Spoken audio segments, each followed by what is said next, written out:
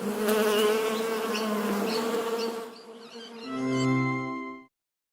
कोई आज एक दिली तकलीफ और दर्द को महसूस करेगा जो भारत के संविधान और भारत के डाइवर्सिटी, भाईचारगी, प्लुरलिज्म पर जिस किसी को आज भी अटूट भरोसा है और यकीन है। आज का ये फैसला सीबीआई कोर्ट का भारत की अदालत की तारीख का एक काला दिन है। और मैं इसलिए कहता हूँ क्योंकि सुप्रीम कोर्ट ने, अंग्रेजी में कहता हूँ कि सुप्रीम कोर्ट ने कहा था कि it is an egregious violation of rule of law. और सुप्रीम कोर्ट ने ये भी कहा था कि ये calculated act of destroying a public place of worship. अब मैं ये समझने से कासिर हूँ कि अगर सुप्रीम कोर्ट ये कहता है कि egregious violation of rule of law, तो क्या कोई जादू से मस्जिद को शहीद कर दिया गया था 6 दिसंबर को? क्या कोई जादू से वहाँ पर 28 और 29 दिसंबर की रात 49 में मूर्तियाँ रखी गई थी? क्या कोई जादू से उसके ताले खोले गए थे जब राजीव गांधी प्राइम मिनिस्टर थे? इसीलिए मैं कहता हूँ कि सुप्रीम कोर्ट ने जो बात कही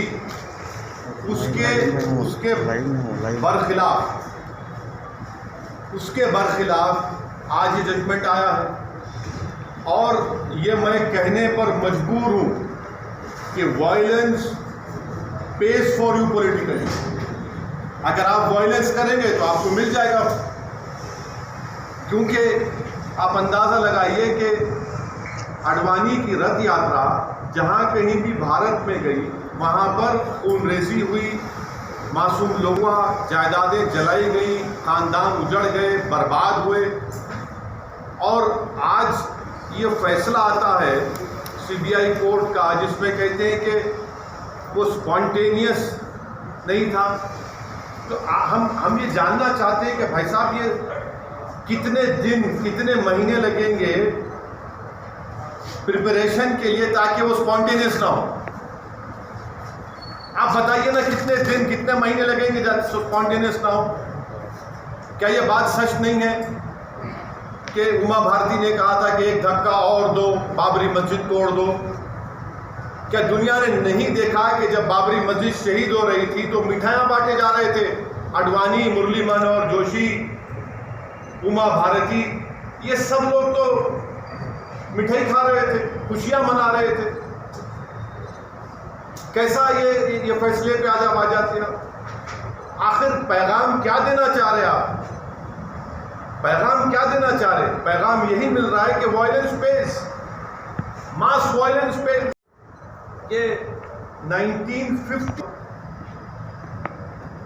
और आज ये फैसला आता है 28 साल के बाद। हम आज भी कह रहे हैं अगर ये मस्जिद नहीं शहीद होती तो क्या 9 नवंबर का सुप्रीम कोर्ट का फैसला आता था?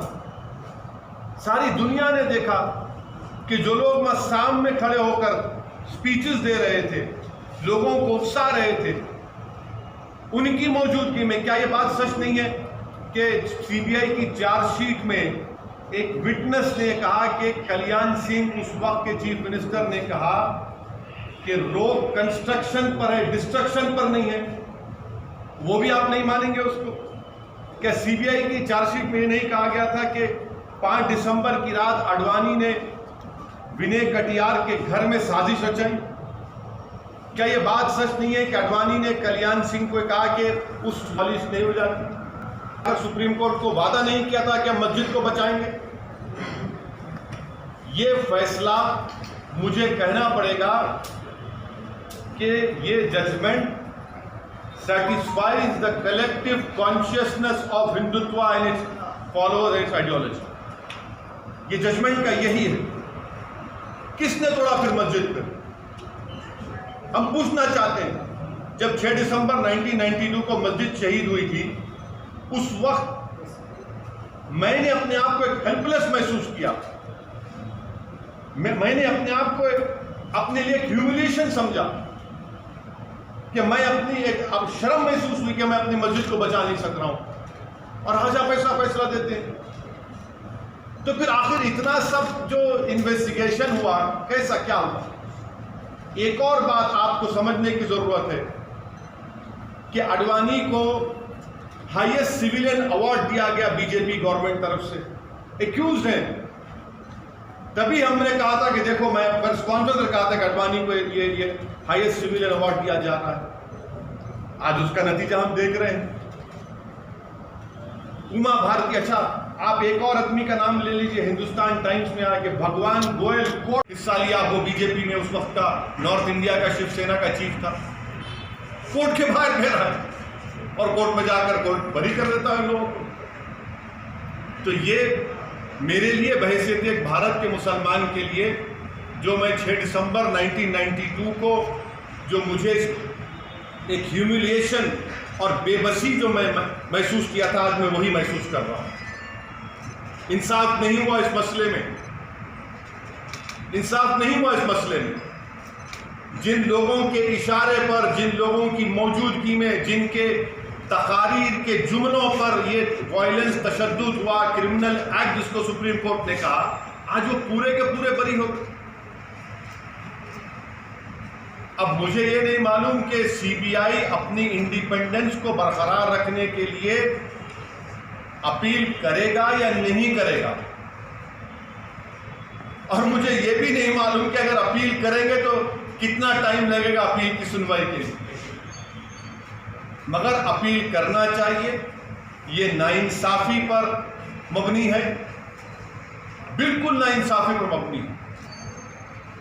इसको कोई भी सही सोचने वाला भारत का शहरी इसको सवाल करेगा कि भाई ये क्या इंसाफ हो रहा है, क्या ये इंसाफ हुआ? हरगिज़ इंसाफ नहीं हुआ। सारी दुनिया जानती है, सब जानते हैं कि बीजेपी, आरएसएस, विश्व हिंदू परिषद, शिवसेना, इन तमाम की मौजूदगी में और साथ ही साथ कांग्रेस पार्टी, इसकी जड़ कांग्रेस पार्टी है। इनकी हुकूमत में मूर्तियां रखी गई, इन्हीं की हुकूमत में राजीव गांधी ने ताले खुलवाए, शिलान्यास किया। इन्हीं की हुकूमत थी कांग्रेस की जब मस्जिद शहीद हुई, और आज ये फैसला आता है। इसीलिए मैं मानता हूं कि ये हमारी भारत की अदालत की तारीख का एक काला दिन है।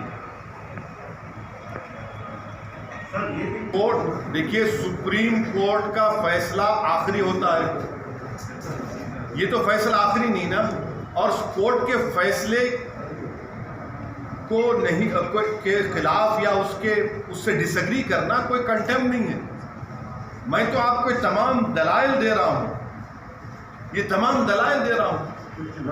एक ऐसा फैसला दिया, वही तो हम पूछ रहे हैं, वही तो हम कह रहे हैं कि आप ही की चार्जशीट में आप ये लिख रहे हैं कि कल्याण सिंह ने कहा कि रोक कंस्ट्रक्शन पर है, डिस्ट्रक्शन पर नहीं है। उमा भारती ने कहा कि एक धक्का और दो। आडवाणी को, मुरली मनोहर जोशी को, उमा भारती को, बाल ठाकरे को, राजीव गांधी को शोहरत कैसे मिली पॉलिटिक्स में भारत में? इसी वजह से मिली ना। इनको पॉलिटिक्स में अगर शोहरत मिली, सत्ता मिली, कैसे मिली? इसी वजह से तो मिली कि आपने हमारी मस्जिद के ताले खुलवाए, मूर्तियां रखी और हमारी मस्जिद को शहीद किया आपने। इसीलिए तो आप होम मिनिस्टर बन गए, इसीलिए तो आप गंगा की सफाई के मिनिस्टर बन गए, इसीलिए तो आप HRD के मिनिस्टर बन गए, इसीलिए तो आप कल्याण सिंह गवर्नर बने।